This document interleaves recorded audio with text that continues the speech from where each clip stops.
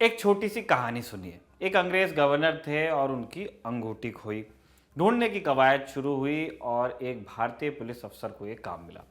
अंग्रेज का वफादार अफसर था। बोला कि साहब अंगूठी तो ढूंढ लेंगे, आप थोड़ा अता पता दीजिए, कहाँ से ली थी आपने, कब ली थी, अंगूठी का वजन क्या था, बनावट क्या था, मुझे डिटेल दीजिए, मैं आपकी अंगूठी ज़रूर से ढूंढ दूंगा।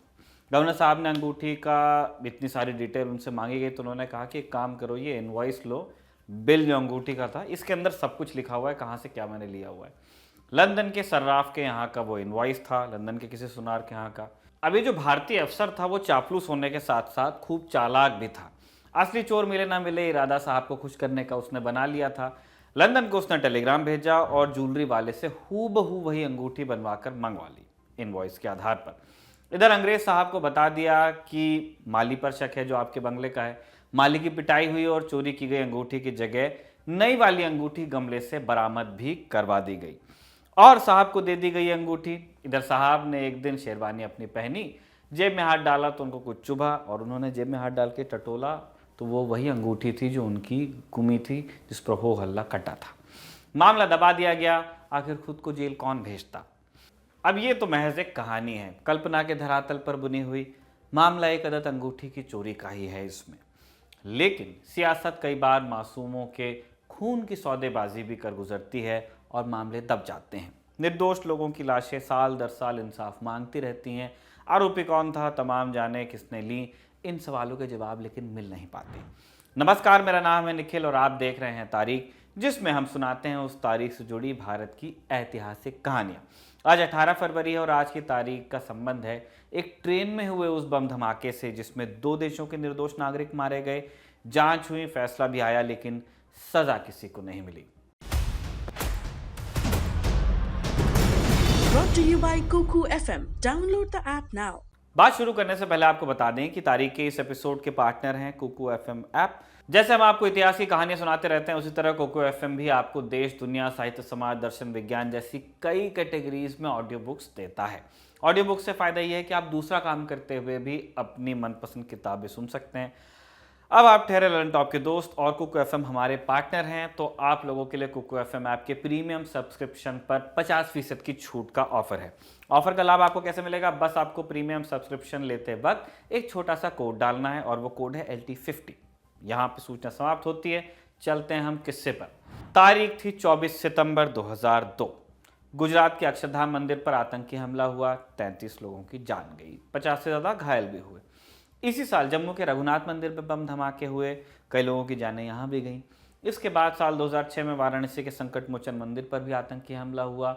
बम धमाके में 11 श्रद्धालुओं की जान गई, कई लोग यहाँ भी घायल हुए ऑब्वियसली। लेकिन कुछ लोग मंदिरों पर हुए इन हमलों से बेहद खफा थे, बदला लेना चाहते थे बम के बदले में बम से।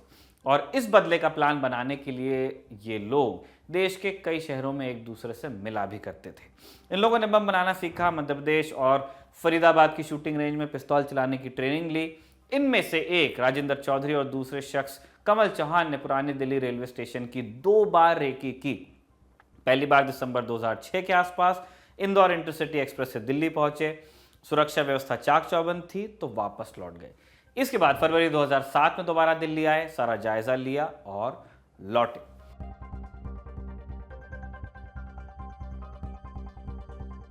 राजेंद्र चौधरी 17 फरवरी को इंदौर में रमेश उर्फ अमित हकला के घर पहुंचा।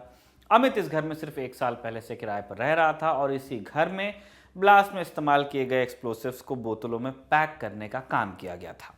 यहां राजेंद्र का इंतजार कमल चौहान और रामचंद्र कालसांगरा कर रहे थे। राजेंद्र के साथ एक और शख्स था, लोकेश शर्मा। इंदौर में रामचंद्र कालसांगरा ने लोकेश शर्मा, अमित हकला, कमल चौहान और राजेंद्र चौधरी को फर्जी नामों से 2-2 टिकटें दी और चारों को IED से भरकर तैयार किया गया एक एक सूटकेस देकर अपनी वैन से इंदौर स्टेशन छोड़ दिया। अब इंदौर से चलकर ये लोग 18 फरवरी यानी आज के दिन सुबह निजामुद्दीन रेलवे स्टेशन और फिर वहां से लोकल ट्रेन पकड़कर पुरानी दिल्ली रेलवे स्टेशन पहुंचे। सोचिए, बम लेके चल रहे हैं, इंदौर से दिल्ली आ गए हैं वाया ट्रेन। फिर इन्होंने पुरानी दिल्ली स्टेशन की डॉर्मेट्री में 2 कमरे ले लिए। चारों ने कुछ देर आराम किया और फिर टहलने गए। इस वक्त चारों सूटकेस डॉर्मेट्री में ही छोड़ दिए गए थे। शाम को डॉर्मेट्री में वापस लौटने के बाद सूटकेस बमों में टाइमर सेट करना था। अमित हकला ने राजेंद्र चौधरी से कहा कि दरवाजे पर नजर रखे, दूसरे कमरे में लोकेश शर्मा भी टाइमर सेट करने को था, लेकिन इस कमरे में बाकी यात्रियों की आवाजाही ज्यादा थी और इसीलिए जब लोकेश बमों को एक्टिवेट नहीं कर पाया तो उसने अमित से अपने सूटकेस बदल लिए और बदले हुए 2 सूटकेस लेकर खुद प्लेटफॉर्म पर पहुंचा। समझौता एक्सप्रेस के आने का इंतजार था, जिनमें इन बमों को फोड़ा जाना तय हुआ था। पुरानी दिल्ली, या सही नाम से पुकारें तो दिल्ली रेलवे स्टेशन, जहां से समझौता एक्सप्रेस चला करती थी, अभी 2022 में जब इस वीडियो की रिकॉर्डिंग हो रही है, बंद चल रही है 2 सालों से, लेकिन जब चला करती थी तब वहां पे एक डेडिकेटेड प्लेटफॉर्म हुआ करता था इसके लिए। भारत और पाकिस्तान के बीच शिमला समझौता हुआ था, जिसके बाद 22 जुलाई 1976 को दोनों देशों के बीच एक समझौता एक्सप्रेस ट्रेन शुरू की गई थी। उसी ट्रेन की बात कर रहे हैं।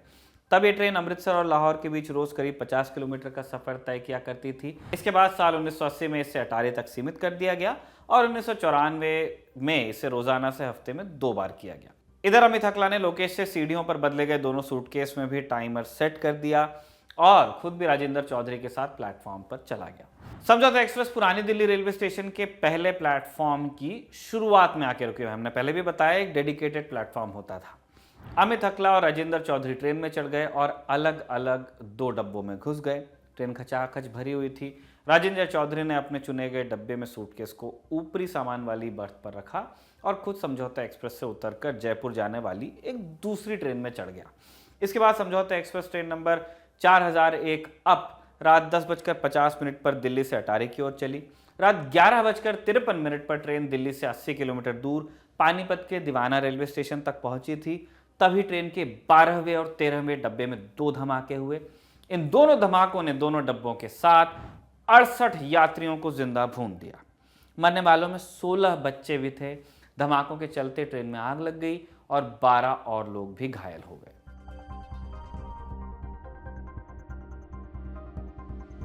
अगले दिन यानी 19 फरवरी 2007 को जीआरपी और हरियाणा पुलिस ने मामला दर्ज किया। पुलिस को मौके से 2 सूटकेस बम और मिले जो फटने से बच गए, यानी हादसा और बड़ा हो सकता था, या आतंकी हमला और बड़ा हो सकता था। इसके अलावा केरोसिन तेल की 14 बोतलें, एक पाइप, एक डिजिटल टाइमर, सूटकेस कवर जैसी चीजें भी मिली। घटना पर दोनों देशों से प्रतिक्रियाएं आई। पाकिस्तान के तत्कालीन प्रधानमंत्री शौकत अजीज ने कहा कि मारे गए लोगों में 60 पाकिस्तानी हैं। हालांकि बाद में 53 शवों की पहचान हुई, जिनमें से 43 पाकिस्तानी लोगों के थे, जबकि 15 शवों को पहचाना नहीं जा सका।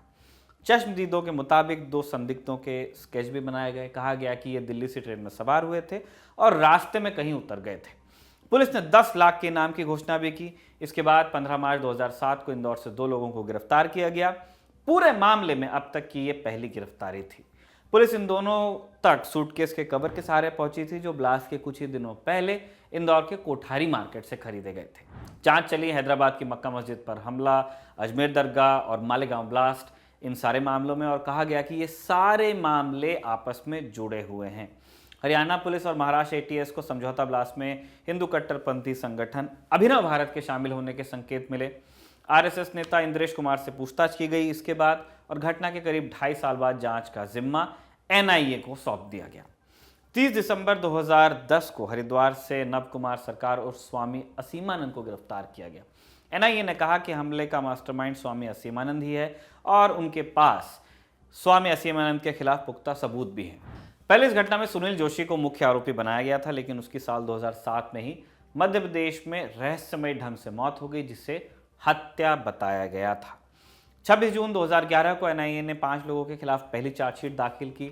इसमें नव कुमार सरकार उर्फ स्वामी असीमानंद, सुनील जोशी उर्फ मनोज उर्फ गुरुजी, रामचंद्र कालसांगरा उर्फ रामजी, संदीप दांगे उर्फ टीचर, लोकेश शर्मा उर्फ अजय, कमल चौहान, रमेश वेंकट महालकर उर्फ अमित हकला का नाम शामिल किया गया। एनआईए का ही कहना था कि इन लोगों ने मंदिरों पर हुए आतंकी हमलों का बदला लेने के लिए समझौता ब्लास्ट की साजिश रची। आतंक का बदला आतंक, दिमाग देखिए इन लोगों का।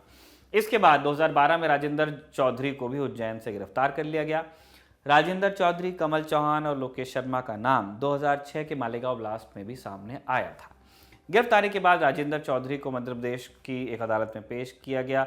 एनआईए ने उसे ट्रांजिट रिमांड पर लिया। 2012 और 2013 में 2 और सप्लीमेंट्री चार्जशीट्स भी दाखिल की गई। इसके बाद अगस्त 2014 में समझौता एक्सप्रेस ब्लास्ट मामले में स्वामी असीमानंद को पंजाब और हरियाणा की हाईकोर्ट ने जमानत दे दी। मुकदमा स्वामी असीमानंद के इकबालिया बयान के आधार पर ही चलाया गया था। लेकिन बाद में स्वामी असीमानंद ने यह कहकर अपने बयान से पलटी मार ली कि उन्होंने बयान दबाव में आकर दिया था, जिसके लिए उन्हें टॉर्चर भी किया गया था, ऐसा उनका दावा था। और कोर्ट में एनआईए असीमानंद के खिलाफ पर्याप्त सबूत भी नहीं दे पाई थी। इसके बाद 16 अप्रैल 2018 को स्वामी असीमानंद को एनआईए की स्पेशल कोर्ट ने 2007 के मक्का मस्जिद मामले में भी बरी कर दिया। अजमेर दरगाह विस्फोट मामले में भी जांच का कोई नतीजा नहीं निकला और असीमानंद इस केस में भी बरी हो गए। और बाद में 20 मार्च 2019 को एनआईए की कोर्ट ने समझौता ब्लास्ट मामले में भी असीमानंद सहित लोकेश शर्मा, कमल चौहान और राजेंद्र चौधरी को बाइज्जत बरी कर दिया। बाकी 3 आरोपी संदीप डांगे, रामचंद्र कारसांगरा और अमित हकला को भगौड़ा घोषित कर दिया गया। एनआईए ने असीमानंद और बाकी 3 आरोपी जिन्हें बरी किया गया था उनके बारे में कहा कि इनके खिलाफ पर्याप्त सबूत नहीं थे। ये वही एनआईए थी जिसने अपनी शुरुआती जांच में असीमानंद को आरोपी बताया था, साजिश के पीछे पूरी कहानी बता दी थी। हालांकि फैसले के कुछ दिन बाद 28 मार्च 2019 को पंचकुला में एनआईए की स्पेशल कोर्ट के जस्टिस जगदीप सिंह ने इस फैसले की 160 पन्ने की एक कॉपी पब्लिक कर दी। जगदीप सिंह ने कहा था कि फैसला बहुत गहरे दर्द और वेदना में दे रहा हूं। उनकी शिकायत थी कि आतंकवाद का एक नीच काम हुआ और दोषियों को सजा नहीं मिली। जस्टिस सिंह एनआईए से कुछ गवाहों के पेश न किए जाने पर और कुछ के मुकर जाने पर जवाब मांग रहे थे। कुल 302 गवाहों में से एनआईए ने 224 गवाहों को पेश किया था। जस्टिस जगदीप सिंह ने यह भी कहा कि एनआईए गवाहों को मुकरने से भी नहीं रोक सकी, लेकिन एनआईए की तरफ से कहा जाता रहा कि गवाहों के मुकरने से केस पर कोई खास फर्क नहीं पड़ेगा, हमारे पास काफी सबूत हैं, मामले में फैसला आएगा और कड़ी सजा होगी। लेकिन अंत में न सबूत काम आए, न गवाह एनआईए पर लापरवाही के आरोप लगे। उसने न दिल्ली रेलवे स्टेशन के सीसीटीवी फुटेज कोर्ट में पेश किए थे और न ही ये बता सकी थी कि ट्रेन जब 10 मिनट के लिए रुकी थी तब उसमें से कौन उतरा। इंदौर के जिस टेलर ने सूटकेस के कवर सिले थे उसके सामने आरोपियों की शिनाख्त परेड भी नहीं करवाई गई। मालेगांव ब्लास्ट के आरोपियों को बचाने का आरोप भी एनआईए पर उनकी ही वकील रही रोहिणी साइलियान ने 2015 में लगाया था। समझौता ब्लास्ट में 68 लोग मरे, जिनमें हिंदू भी थे और मुसलमान भी। 15 लोग ऐसे थे जिनकी पहचान नहीं हो सकी। जस्टिस जगदीप सिंह ने अपने फैसले में कहा था कि आतंक का धर्म नहीं होता, कोई धर्म हिंसा का पाठ नहीं पढ़ाता।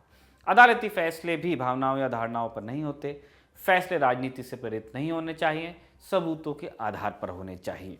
लेकिन सबूत तो मिले ही नहीं। समझौता ब्लास्ट की साजिश कैसे हुई, बम कहाँ बनाए गए, ट्रेन में बम किसने रखे, वो सब जो हमने आपको शुरू में बताया था वो एनआईए की ही बताई कहानी और दावे थे जो बाद में हवा हवाई हो गए। 2 अलग अलग राजनीतिक दलों की सरकारों के बीच 15 साल हो गए, लेकिन समझौता ब्लास्ट में मारे गए लोगों को इंसाफ नहीं मिल सका। हिंदू कट्टरपन, मुस्लिम कट्टरपन, 2 देशों के बीच की नफरत और देश की सियासत, इन सब के बीच ट्रेन में बम धमाके करने वाले कौन लोग थे, ये सवाल ही रहेगा। ये था आज का तारीख, जिसे लिखा था हमारे साथी शिवेंद्र गौरव ने और कैमरे पर इसे रिकॉर्ड किया था हमारे दोस्त जतिन ने। देखते रहिए दी ललन टॉप।